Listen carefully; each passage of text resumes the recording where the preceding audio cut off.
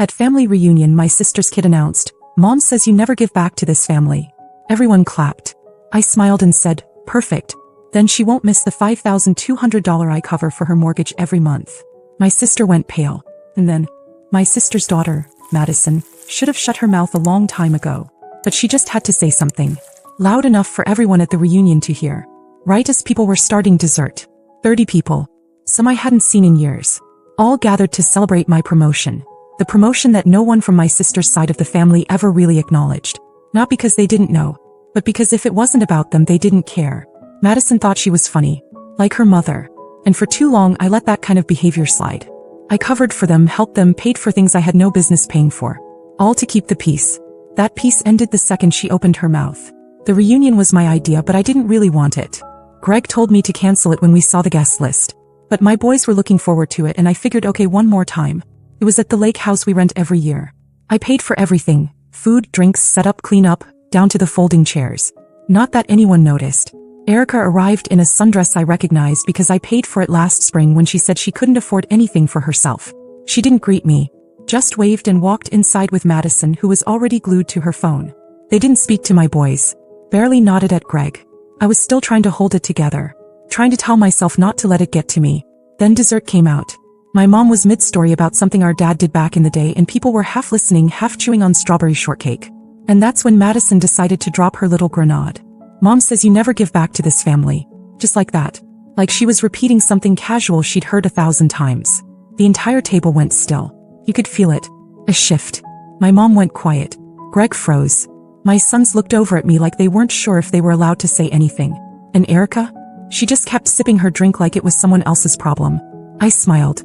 I don't even know why. Maybe it was because I finally stopped caring. And I said, "Perfect. Then she won't miss the $5,200 I cover for her mortgage every month." There were actual gasps. And a few people clapped. Not out of joy. More like shock. Because the one person they didn't expect to speak up had just pulled the curtain back. Erica went pale. Madison blinked like she didn't get it. Greg stood up, raised his glass a little, and said maybe it was time I told the rest. So I did. I reminded them all that the SUV Erica drives isn't hers. I bought it. It's in my name. I even cover the insurance because she said she couldn't get approved on her own. I mentioned the utility bills I quietly paid when their power was going to be shut off. The tutoring I paid for when Madison started failing sophomore year and Erica was too embarrassed to ask my mom for help. The Christmas gifts I sent over for them from Santa, even when Greg and I had to dip into our own savings. I did all of it quietly. And still, this is how they saw me. Greg leaned over and said, "We're done helping them, right?" I didn't hesitate. Yep. Starting today. And just like that, the dynamic shifted. The gravy train came to a screeching halt. Erica knew it. Madison knew it. And they both knew there was more coming. The reunion wrapped up faster than I expected after that. A few relatives made excuses and left early. My Aunt Brenda tried to lighten the mood by clearing dessert plates like she was on a mission. Erica didn't speak another word to me. Madison disappeared into her phone again, probably texting some snarky play-by-play to her little circle. I didn't care. Greg and I loaded the boys into the car and drove home in silence for the first 10 minutes. Then Jesse, my oldest, asked quietly if I was okay. I told him I was better than okay, because I meant it. That night, I went straight into the home office and pulled the folder. The mortgage payments I'd been making for Erica? Set on autopay through our joint account. I canceled it. Just like that. The next one was due in 4 days. I turned to Greg and said, "That's going to hit her fast." He smiled without even looking up from his tablet. Good. I didn't stop there. The next morning, I called the insurance company and removed Erica from the policy on the car. Since the vehicle's registered in my name, she'd need to switch everything to her own coverage. She'd have to come pick up the title transfer forms herself if she wanted to keep it. I left her one voicemail. "Come, short. You'll need to start covering your mortgage. And the car insurance is no longer in my name. Let me know when you're ready to take care of the paperwork." She didn't call back. But Madison did. 3 days later. She sent me a long dramatic text accusing me of abandoning family and making things worse than they were. She said her mom had been crying for 2 days and didn't know what to do. She said she might have to quit cheerleading if things didn't get better. I stared at the message stunned. Not a word about the reunion. Not a word about what she said. No apology. No taking responsibility. Just guilt-tripping and panic because for the first time they were being held accountable. So I replied with one sentence. "Actions have consequences, Madison. Nothing else." That was the moment I knew I'd done the right thing. Not just for me, for my kids too. They needed to see that kindness doesn't mean being a doormat. That you can love people and still say enough. The next week was quiet. Then my mom called. She wanted to talk things through, and suggested that maybe I'd been too harsh. That Erica was going through a lot, and didn't know how to ask for help in the right way. I didn't say anything at first. Then I asked her one question. Did you know I was paying her mortgage? She went quiet. Then she said no. Exactly. She tried once more. Maybe just the car, maybe just a few more months, but I cut her off. I told her I'd been helping quietly for years and no one noticed. But the moment I stopped, I was suddenly the villain.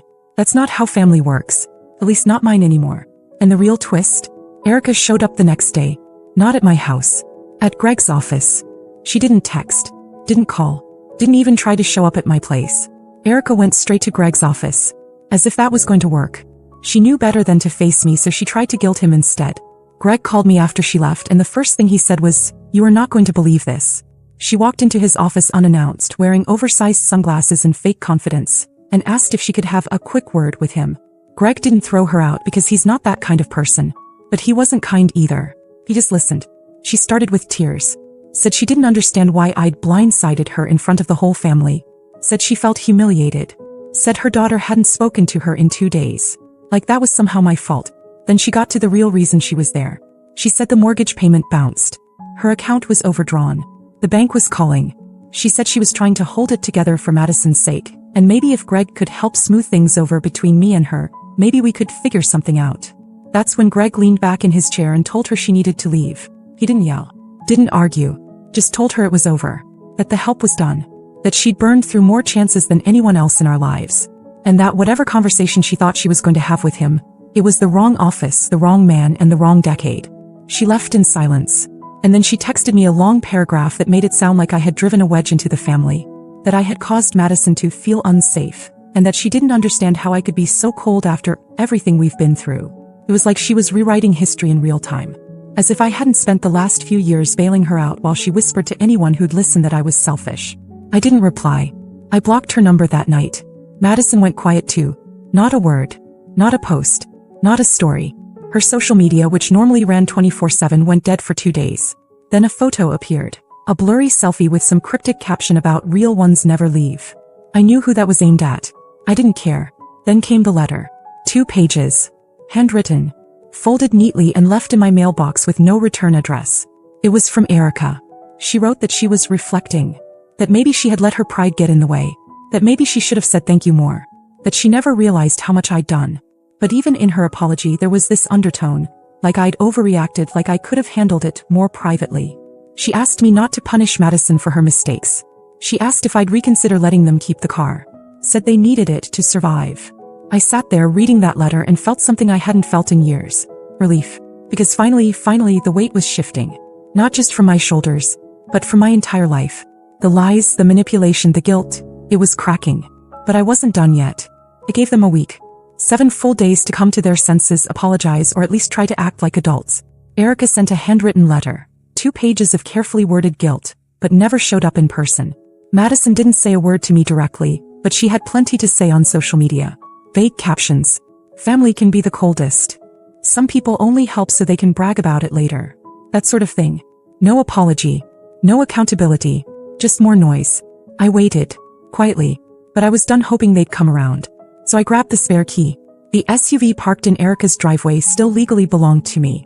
I'd kept it in my name because her credit was shot and I didn't want her defaulting and ruining the lease. Back then I didn't think twice. She needed help.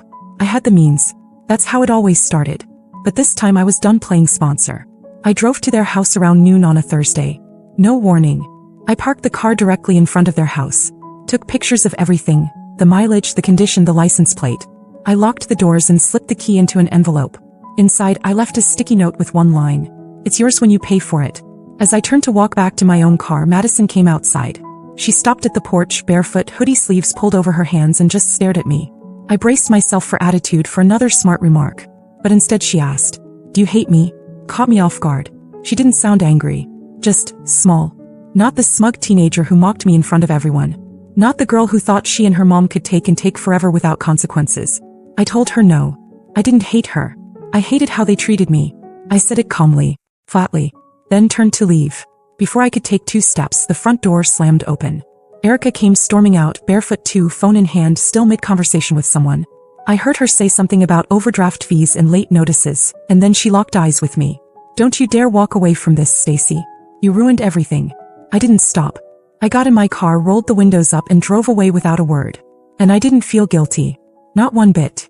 That night, around midnight, I got a string of messages from Madison. Long ones. First, she apologized. Then she blamed me. Then she apologized again. She said her mom was a mess. That the power company had called. That they might have to sell the TV. She said she didn't understand why I was being so cruel. Cruel. That word stuck with me. Like years of unreturned favors and financial handouts meant nothing. Like I just flipped one switch and ruined their whole world. But the truth was, I didn't ruin anything. I just stopped fixing what they kept breaking. The next morning, 7:40 a.m., Greg shook me awake with his phone in his hand. A voicemail. He pressed play. It was Madison. She'd shown up at his office. Not to yell. Not to beg. To ask for a job. And not just any job. She said she was willing to do anything. She said she needed money. Fast. Greg didn't say anything when the voicemail ended. Just handed me his phone and walked to the kitchen like he needed coffee before reacting. I listened to it twice. Madison's voice was low, shaky, not the confident, sarcastic girl I was used to. She said she was sorry for showing up without an appointment, but she needed work. Said she didn't care what kind. Filing, cleaning, answering phones. Anything. Her mom was not doing great. Bills were piling up. Things were getting weird at home. I didn't feel bad. Not yet. What caught my attention was what came next. She said there was something she wanted to tell me. Something she hadn't said in front of anyone. Something about her mom. Greg texted her back later that morning, told her to meet us at a diner near his office, neutral ground. I didn't want her in our house. Not yet. And certainly not if she was bringing drama with her. She showed up 10 minutes early. Hair brushed. Hoodie replaced with a blazer she probably borrowed from someone.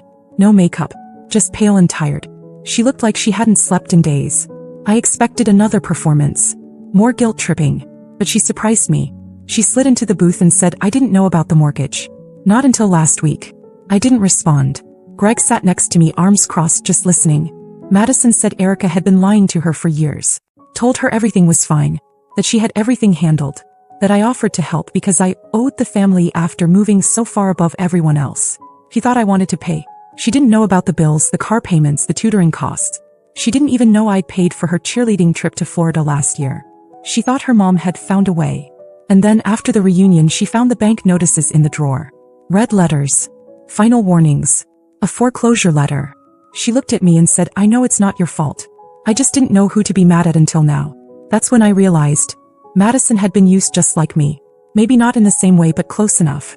Erica had lied to her too, kept her in the dark. Made me out to be the villain while she quietly sank the ship with both of them on it.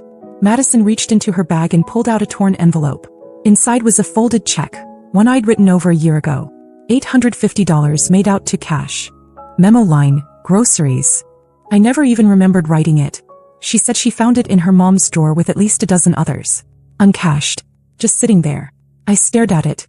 She said I think she kept them in case she ever needed proof to guilt you with. That was the moment it all clicked. Erica never intended to fix anything. She just wanted to keep a record of every favor. Every dollar. Not to be grateful, but to use. I pushed the check back toward Madison and told her I wasn't hiring family anymore. That if she wanted a job she'd have to apply somewhere else. On her own. She looked crushed but nodded. No argument. Just a quiet yeah, boy. But as we stood up to leave she said something I didn't expect. I don't think she's done. My mom. I think she's planning something. Against you. I paused. Asked her what she meant. Madison looked at the floor and said, I heard her talking to Grandma. She's trying to turn the family against you. Said you've changed. Said Greg controls you. Said she might tell everyone you were stealing money from them all these years. That you're not as generous as you pretend to be. And that's when I knew Erica was spiraling. And the worst part? My mother was helping her. He was trying to poison the well. That's what Madison said as we stood in the parking lot after the diner. Erica had been calling relatives all week, spinning stories. Telling them Greg controlled the money. That I was using my promotion to act superior. That I'd made up the payments to embarrass her publicly. And the worst part? My mother was listening. I didn't want to believe it until the phone rang that night. It was Mom. She started with small talk, asked about the boys, asked about work. I knew what was coming so I waited.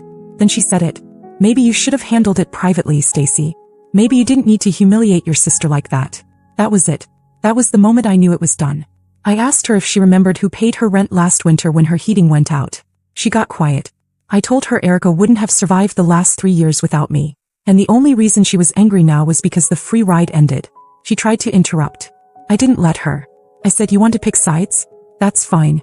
Just don't come to me when she drains your savings too. And I hung up. The next day I went to the DMV and started the process to repossess the SUV. Legally I had every right. It was mine. I'd given her enough time, enough warnings, enough kindness. I wasn't asking anymore.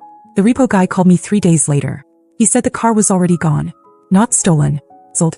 Erica had forged the sale using fake documents. She flipped the car to some guy across town for cash under the table. My car. Sold. I called the police. Filed the report. Gave them everything. Photos, title, text. The guy who bought it returned the vehicle without a fight once he realized what happened. But now Erica was in legal trouble, and she knew exactly who put her there. Madison was the one who told me. She came to my office in tears a week later, shaking. Said her mom was losing it. Screaming at everyone. Blaming me for everything. Said the lights got shut off that morning. That there was no food in the fridge. That she found a list in her mom's notebook titled, Ways to Make Stacy Regret It. The list included calling HR at my job, reporting Greg for financial abuse, and spreading rumors about us both. That's when Greg stepped in. He showed up at Erica's house the next morning. Alone. He didn't yell. Didn't argue. He handed her a typed letter. It said the following. Any further harassment, slander, or communication would result in a restraining order. Any continued attempts to involve our children, extended family, or place of work would lead to full legal action. She was officially banned from our property, our phones, and our lives. She slammed the door in his face. 2 days later, my mother called again. She said Erica had told her everything. That I was suing my sister. That I was ruining her life because I couldn't handle the truth. I asked my mother if she wanted to go next. She didn't answer. So I hung up again. That was the last call I took. And here's what happened after. Erica and Madison moved out of their rental 2 months later. No one knows where. Madison eventually got a job at a pharmacy across town. She stopped posting online. My mother still lives alone. Quite now.